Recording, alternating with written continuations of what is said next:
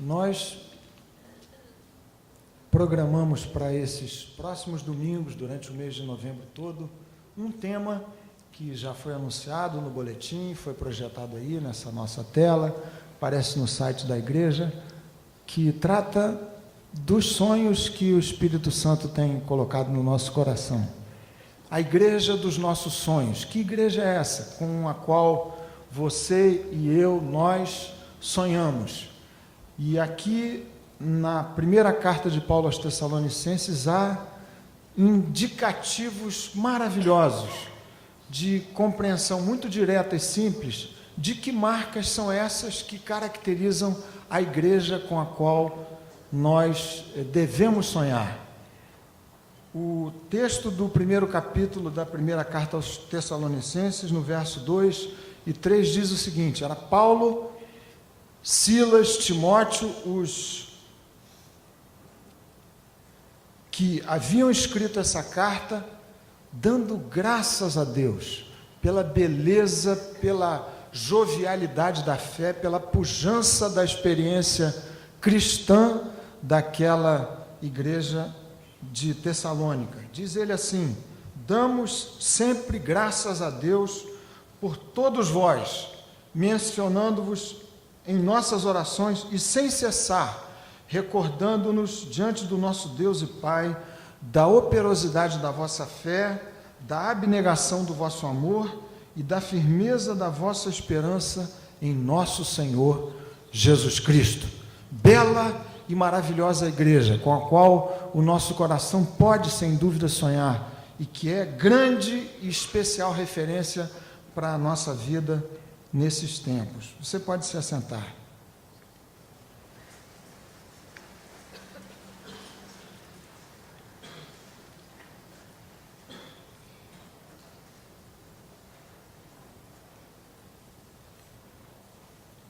Queridos irmãos e irmãs, dos muitos ângulos e aspectos em que se pode tratar desse tema, um deles, em particular, me chamou a atenção diante de toda a tristeza, de toda a luta pela qual a família da Josiane e a nossa própria igreja passa. A marca distintiva de uma igreja com a qual sonhamos. Pode parecer estranho, mas uma dessas marcas mais especiais diz respeito a uma igreja que é aprovada nas provações. E você vai ver comigo aqui, ao longo desses próximos minutos, que essa é estranhamente uma das mais fortes características da igreja pujante, cheia de vida, cheia de beleza, com a qual você e eu devemos sonhar. Talvez você me dissesse assim: mas eu definitivamente não sonho com provações. Confesso a vocês que eu também não. Mas o que é o nosso sonho é, em chegando à provação, sermos por Deus, por força da operação majestosa, poderosa do seu Santo Espírito, sermos e nos virmos aprovados no meio das provações. A imagem que se tem pintado da igreja, especialmente da igreja evangélica no Brasil, vocês bem sabem, e eu tenho de vez em quando trazido alguns exemplos aqui ilustrativos dessa situação, tem sido sempre uma imagem, ou via de regra, não sempre, mas na maior parte das vezes, uma imagem grotescamente caricatural. Vocês sabem que tem sido assim. Um mês atrás eu li aqui um artigo do Arnaldo Jabor, que não trouxe, não vou ler, mas ele, entre outras coisas, dizia, a propósito dessa imagem dos evangélicos no Brasil, ele se referia ao que ele chamou de supermercado da fé. Um pouco antes, numa revista semanal de grande circulação aqui no Brasil, a capa tratava do avanço dos evangélicos no nosso país. Mais de 22, 23, 24% da população composta por evangélicos. E a capa da revista era uma camisa, uma camiseta com aquele Donald e com uma frase qualquer alusiva à fé. E o texto da revista, entre outros comentários, se referia ao que o articulista chamou de McDonaldização da fé. Ele disse: técnicas de marketing do consumo de massas têm sido usadas na conquista dos fiéis, como se a igreja devesse ser tratada na base de técnicas de mercado e marketing, e se referia ao drive-thru da oração e uma série de outras coisas que têm acontecido por aí. Algumas aproveitáveis, interessantes, e outras definitivamente muito distantes da descrição maravilhosa do que seja a Igreja de Jesus. Mas aqui nós temos a especial figura, retrato de uma bela e extraordinária igreja, novíssima. A igreja em Tessalônica havia sido plantada por Paulo, Silas, Timóteo e por Lucas, em uma das suas viagens missionárias à Europa, especialmente à Grécia, e no meio de muita perseguição, de grandes dificuldades, Paulo pregou por 3 semanas consecutivas na sinagoga dos judeus, e alguns daqueles judeus aos quais durante 3 semanas ele havia pregado se converteram. E Atos capítulo 15, 16, 17 relatam o fato de que ali nasceu essa maravilhosa igreja que enchia o coração desse apóstolo amado, dos seus companheiros, de alegria, de gratidão a Deus. E a igreja começou a se formar com esses poucos judeus convertidos, e diz o texto de Atos capítulo 16 e 17, muitos gregos piedosos, portanto, o pano de fundo e a cultura dominante era uma cultura grega, e muitas mulheres de alta posição, certamente uma igreja ali de classe média alta, por assim dizer. E a igreja cresceu, e Paulo se dirige a ela com Silas, seu companheiro de viagem, de evangelização, e Timóteo, para dizer: vocês são uma igreja que alegram o nosso coração. E esta igreja tinha a marca da igreja aprovada nas provações. Quero dizer para os irmãos e irmãs que a primeira destas características que compõem uma igreja com a qual nós sonhamos, que é aprovada por Deus no meio das provações, é que, talvez seja o óbvio, esta é uma igreja sofredora. É uma igreja que passa por baixas sérias e graves. É uma igreja que aqui e acolá sofre danos e algumas perdas.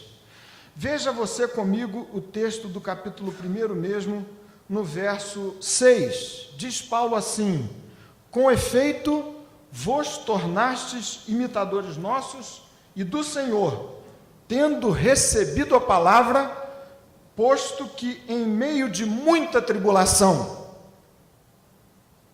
com alegria do Espírito Santo. E ainda no capítulo 2, do versículo 14, diz Paulo: vocês trazem em si a marca do sofrimento. Verso 14, do capítulo 2: tanto é assim, irmãos, que vos tornastes imitadores das igrejas de Deus existentes na Judéia em Cristo Jesus, porque também padecestes da parte dos vossos patrícios as mesmas coisas que eles, por sua vez, sofreram dos judeus. Vocês, diz Paulo, são uma igreja por conta de quem damos sempre graças a Deus, porque também vocês têm sido aprovados no meio das provações. Vocês têm sofrido a rejeição e a perseguição por parte dos seus patrícios, dos seus familiares, das gentes que cresceram com vocês. Capítulo 3, versículo 4, diz Paulo ainda, mesma carta: pois quando ainda estávamos convosco, predissemos que íamos ser afligidos, o que de fato aconteceu, e é do vosso conhecimento.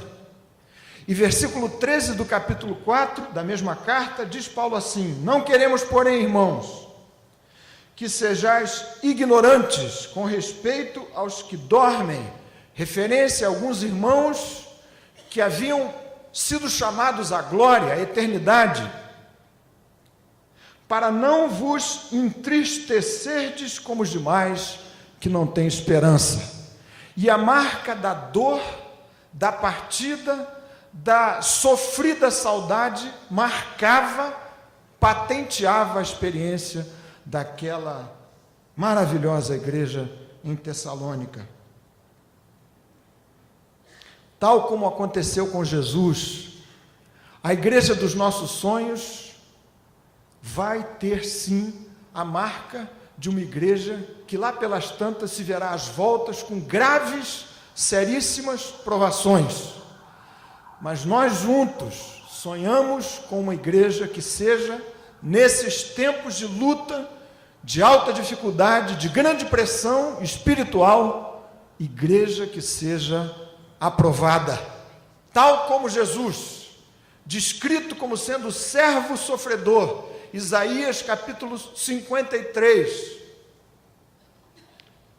E Pedro, escrevendo na sua primeira carta, capítulo 4, versículo 12, versículo 13, não deixa margem a qualquer tipo de dúvida a respeito do gênio, por assim dizer, dessa igreja dos nossos sonhos. É a igreja que sofre, que padece, que vive lutas sérias, que é por força da intervenção majestosa do Espírito Santo, aprovada nesses tempos de grave luta e dor. Verso 12, verso 13 do capítulo 4 da primeira carta de Pedro: irmãos, não estranheis o fogo ardente que surge no meio de vós, destinado a provar-vos, como se alguma coisa extraordinária vos estivesse acontecendo. Pelo contrário, alegrai-vos na medida em que sois coparticipantes dos sofrimentos de Cristo, para que também na sua glória vos alegreis exultando. É Pedro dizendo: nada há para se estranhar quando o fogo arder entre vós e a provação se agravar. Alegrem-se, porque vocês estão sendo, de alguma forma, tratados e trabalhados por Deus, tal como foi Jesus na sua senda aqui entre nós. Não há nenhum tipo de propaganda enganosa quando Jesus me chamou, quando chamou a você. Haverá sim sérias lutas, provações, dores e dramas a serem enfrentados, mas a igreja com a qual nós sonhamos é a igreja que será aprovada no teste difícil e definitivo das provações. Nada que se pareça com algum tipo de utopia triunfalista que indicaria que vivendo em Jesus, andando com o Senhor, não haveria perda, não haveria dor, não haveria drama, não haveria séria provação. Não há este tipo de propaganda enganosa nas Escrituras.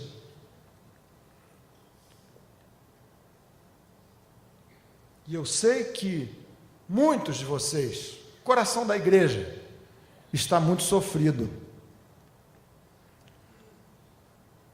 E além dessa questão particular, que surpreendeu a todos nós,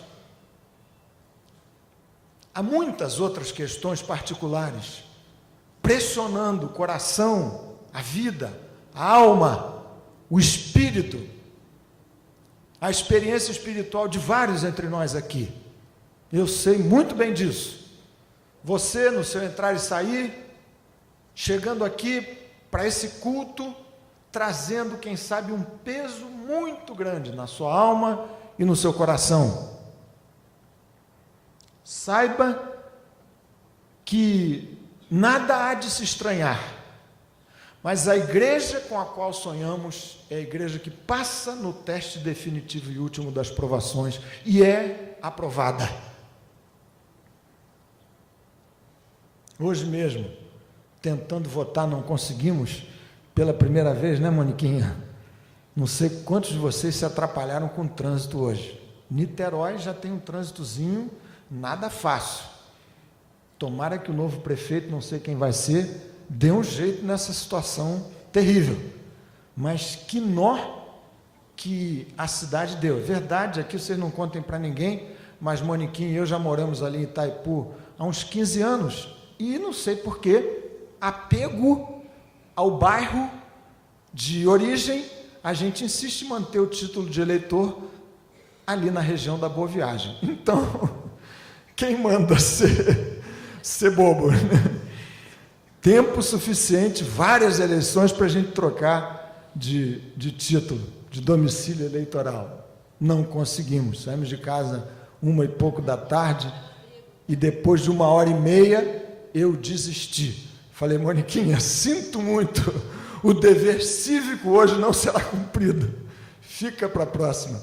E a gente fez a volta e voltou para casa e tudo. Eu comecei a ficar preocupado, pensei, meu Deus, não vou conseguir chegar para o culto, porque não tinha a menor condição de vir aqui para a igreja de bermuda, do jeito que eu estava.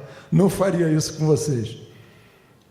Mas tudo para dizer que a gente ali andando, conversando e tudo, Moniquinha abriu lá o seu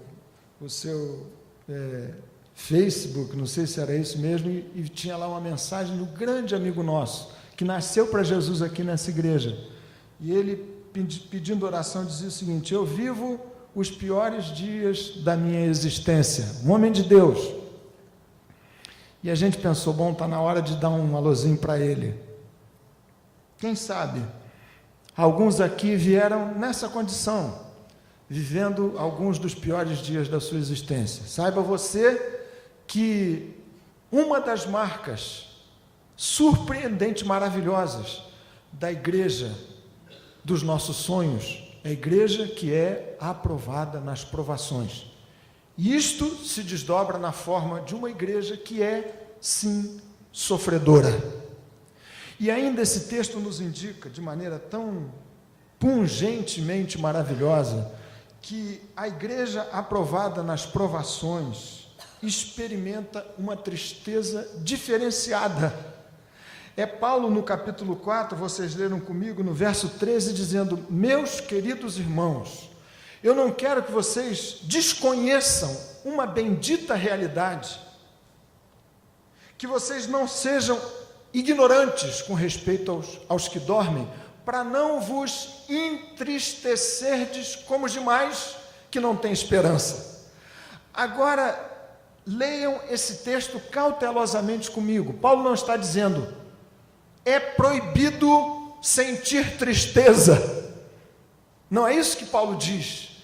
Ele diz, vocês passarão por uma tristeza que será diferente da tristeza de quem não tem a Jesus. E o diferencial é a ausência de esperança na tristeza de uns e a gloriosa âncora da alma segura e firme, que é a esperança em Cristo, que ampara alguns no meio da mais profunda e dolorosa tristeza. E aqui o texto já me indica, você sabe que é assim, que a tristeza tem o seu lugar em certos momentos da nossa vida.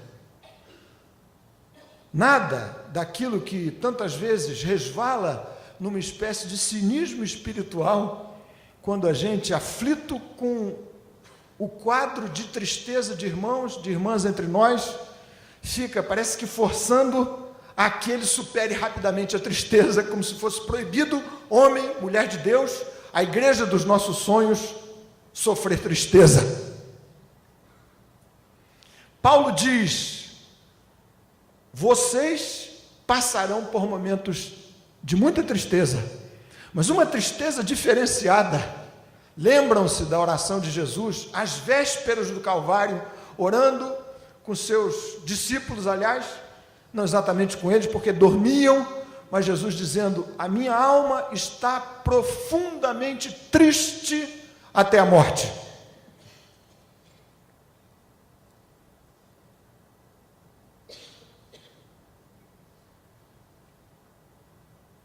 há momentos, e haverá momentos, em que o sentimento mais espiritual será o de tristeza. Uma tristeza, entretanto, completamente diferente da tristeza que alguns circunstantes contemporâneos dos irmãos de Tessalônica viviam. Aqueles viviam a tristeza do desespero, da ausência absoluta de perspectiva, da ausência completa de esperanças. E é isso que Paulo aludiu, escrevendo aos Efésios, capítulo 2, versículo 12. Porque antes vocês estavam sem Cristo, sem esperança, não tendo esperança, sem Deus no mundo. Viver sem Jesus é viver a tragédia da ausência de esperança. Viver com Cristo é eventualmente passar pelo duro teste das provas que infundem tristeza, mas uma estranha e diferenciada tristeza, que não é definitiva, que não se alojará no seu peito e no seu coração de maneira permanente. Cantamos aqui esses dias, belíssima canção, musicando um texto profético, alusivo ao trabalho de Jesus, ao seu ministério, Isaías capítulo 61, versículos 2 e 3. O Espírito do Senhor Deus está sobre mim, porque me ungiu a pregar boas novas aos quebrantados, a curar os quebrantados de coração, a fazer uma santa, bendita, milagrosa obra típica de Jesus e do seu Espírito, trocar as vestes de luto por vestes de louvor, trocar o espírito angustiado por uma indizível alegria e cheia de glória. Essa a qual Paulo fez referência. Vocês têm sido muito atribulados, mas em meio a tudo isso existe essa milagrosa operação do Espírito Santo, que dissipa a tristeza do seu coração. Os gregos, dos quais muitos haviam se convertido, não tinham qualquer tipo de esperança. E o que se conta, o que se estuda, é que sua perspectiva do pós-morte, no máximo, fazia referência àquele lúgubre Hades, o lugar das sombras, para onde iriam as almas dos que partiam. E então diz Paulo, com vocês é totalmente diferente. Com vocês que estão em Cristo não há Hades, não há lugar das sombras. Com vocês há uma viva, firme, maravilhosa, profunda esperança. E se Paulo insistiu em demonstrar que a aprovação haveria de vir, da mesma forma, Paulo reiteradas vezes fez referência às nossas esperanças em Jesus, nessa mesma carta. Depois você pode ler no seu cantinho, na sua hora devocional, e você vai perceber que todos os 5 capítulos da primeira carta de Paulo aos Tessalonicenses encerram-se com uma referência à vinda de Jesus, a parousia, ao que haverá de acontecer nos tempos breves do fim.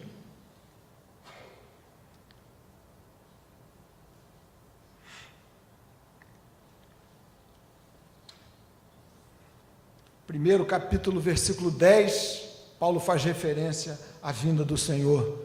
Versículo 19 do capítulo 2, da mesma forma. Capítulo 3, versículo 13, diz Paulo outra vez, aguardemos a vinda maravilhosa do Senhor. Capítulo 4, versículo 17, diz ele, vale a pena a gente ler aqui, depois nós, os vivos, os que ficarmos, seremos arrebatados juntamente com ele entre nuvens, para o encontro do Senhor nos ares, e assim estaremos sempre com o Senhor. Quanto a esse aspecto em particular que infunde tristeza temporária no nosso coração, é Paulo lembrando, Cristo morreu e ressuscitou. Verso 14, pois se cremos, do capítulo 4, que Jesus morreu e ressuscitou, assim também Deus, mediante Jesus, trará em sua companhia os que morreram, os que dormem.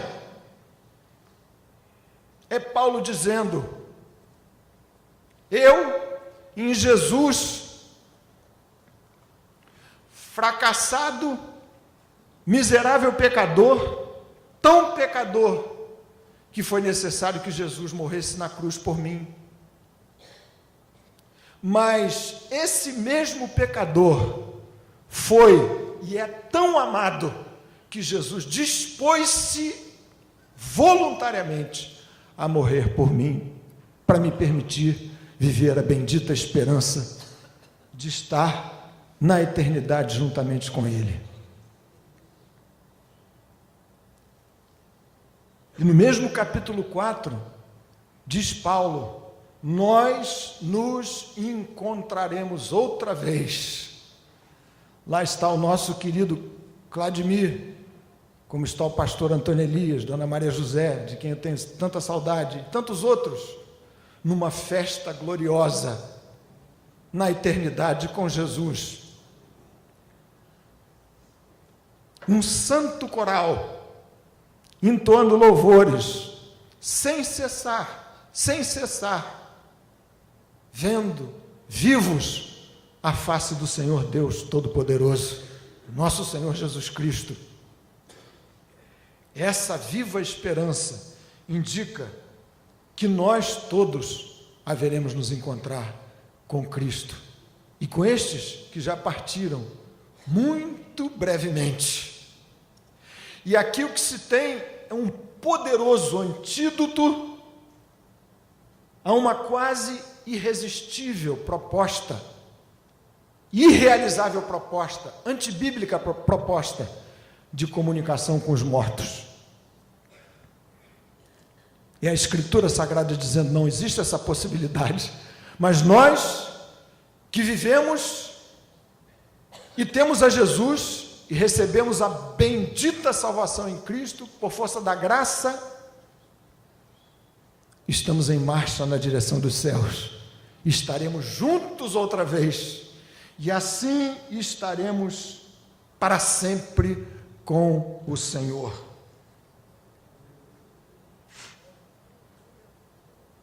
É uma igreja sofredora, é uma igreja que experimenta uma diferenciada tristeza, é também uma igreja que reconhece a presença do tentador no meio das provas. E essa era uma grave preocupação no coração de Paulo. Verso 5 do capítulo 3. Paulo sabia que a igreja estava debaixo de severíssima provação e discernia o fato de que em tempos de tribulação grave e séria, o terrível, sutil, ardiloso, agressivo, violento tentador vai procurar de todas as formas tirar partido dessa condição de ter você debaixo de prova. Vejam o verso 5 do capítulo 3. O texto diz assim: foi por isso que, já não me sendo possível continuar esperando, mandei indagar o estado da vossa fé, temendo que o tentador vos provasse e se tornasse inútil o nosso labor. A igreja dos nossos sonhos é aprovada nas provações, porque também é capaz de discernir as insidiosas operações do tentador no meio das provas. E aí você pode pensar comigo em alguns dos estratagemas malignos quando a provação se abate sobre nossas vidas. Uma primeira tentação é paralisar você por conta da perplexidade. É você dizendo: Senhor, por que essas coisas aconteceram? Que razões há para que os fatos à minha volta se tenham construído assim? Senhor, porque justamente eu que sou teu servo, e ao meu lado alguém que não é teu servo, vive eventualmente uma vida tão mais fácil, tão mais simples, tão mais leve do que a minha. O tentador certamente vai buscar paralisar você por conta desta perplexidade, e que se criar raízes no seu coraçãozinho de crente em Jesus, pode eventualmente descambar para o abandono da fé. A isso Jesus fez referência na parábola do semeador, Mateus capítulo 13. Ele referiu-se a uma semente que cai sobre rocha, que não cria raízes profundas, e de Jesus, em chegando a provação, por causa da palavra, logo se escandaliza.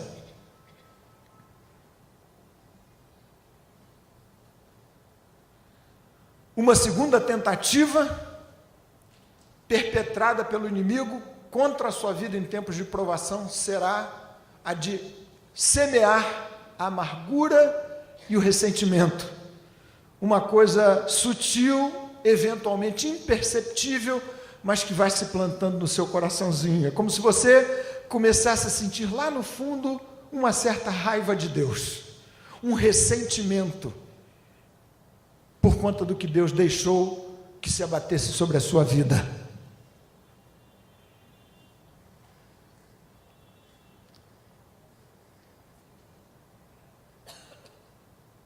E uma terceira operação satânica em tempos de provação é a de criar o paradoxo da fé. Uma fé que se torna incapaz de crer. Alguns que no meio da provação se sentem tão desamparados, tão desesperançados, que eventualmente não abandonam a fé, mas se tornam crentes que não são capazes de crer. Não conseguem mais esperar. Como se Deus tivesse, em relação à sua vida, esgotado todos os seus milagres. Se Deus me permitiu viver esse quadro de dor, de drama, de provação, não há mais o que se possa fazer.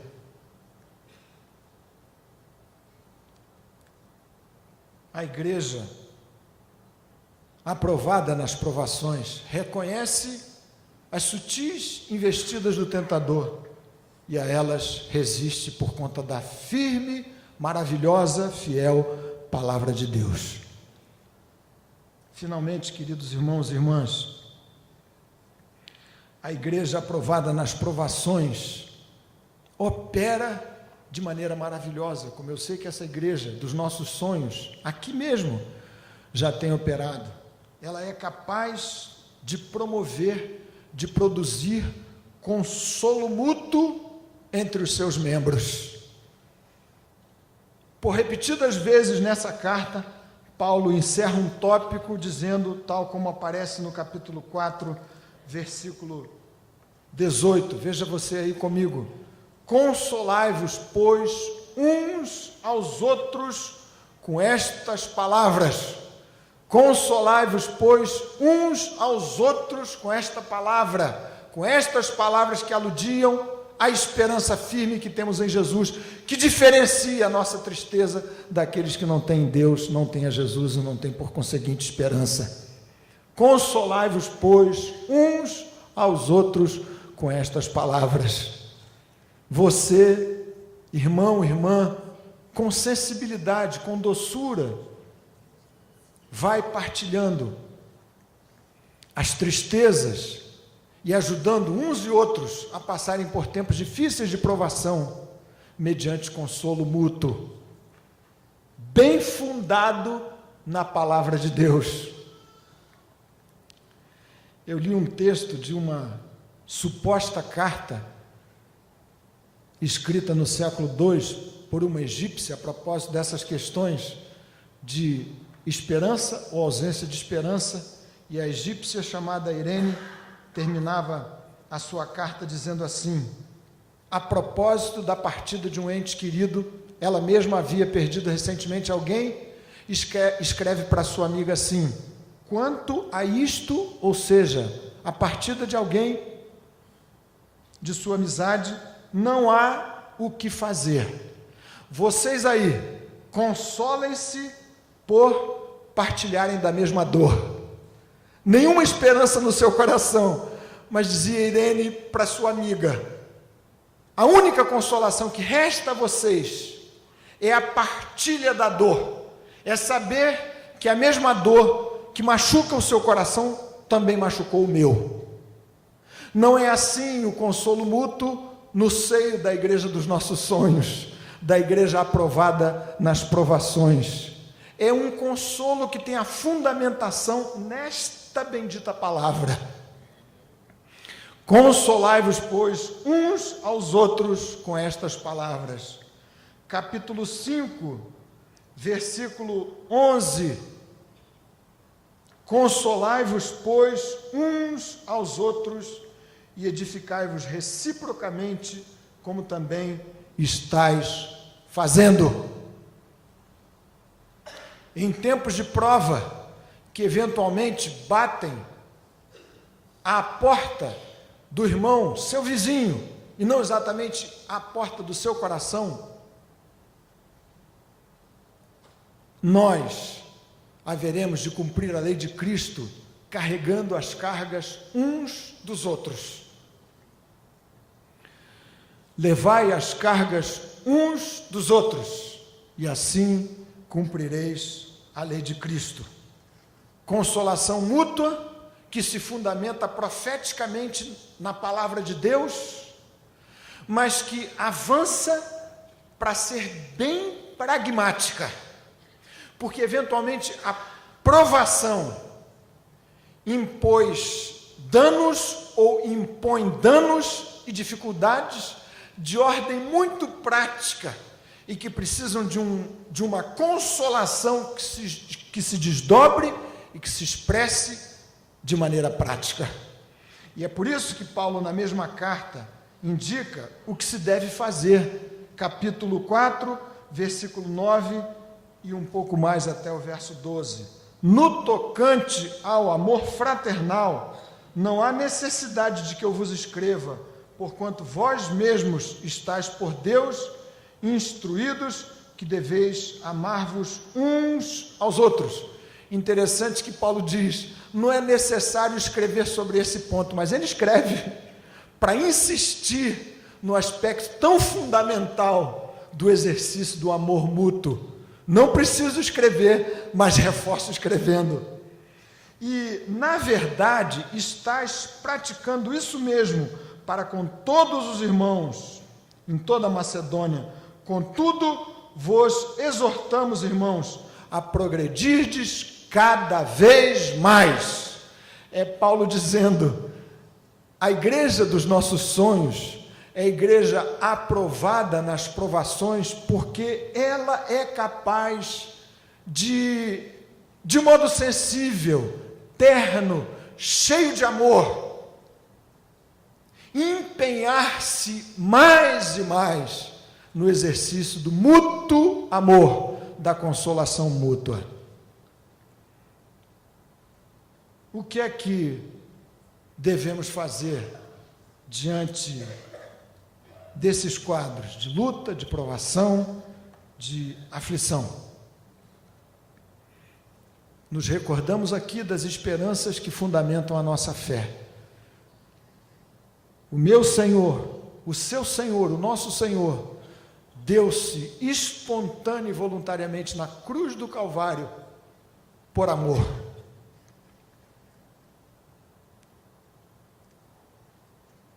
Atenção aos ardis do tentador. Eu quero convidar vocês aqui para nós orarmos um momentinho.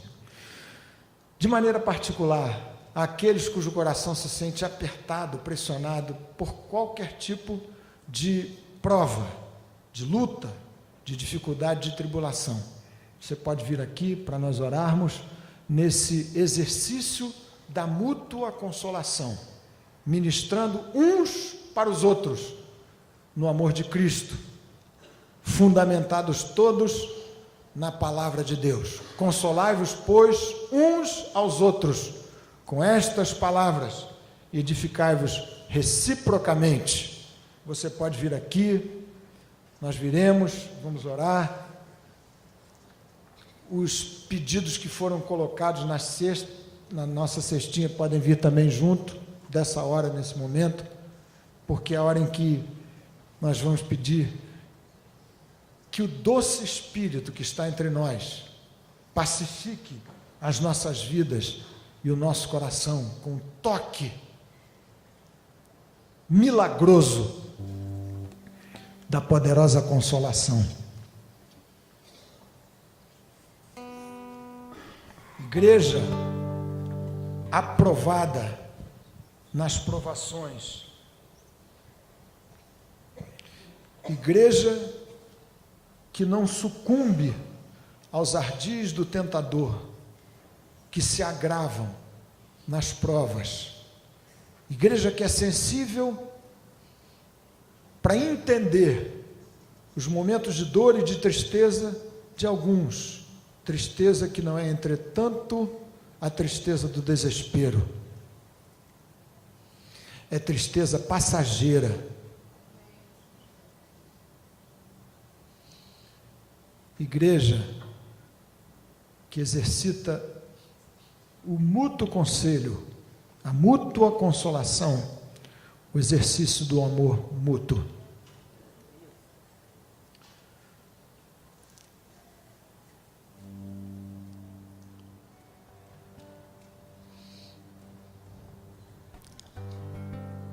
Tendo vindo até aqui, ou estando aí no seu lugarzinho, você se solidarize nessa oração.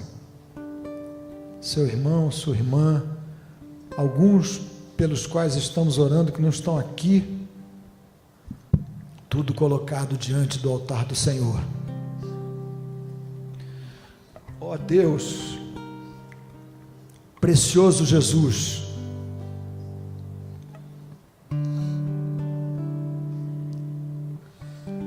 justamente nos momentos de luta e de prova, é que o Teu Espírito, de maneira tão doce, tão terna,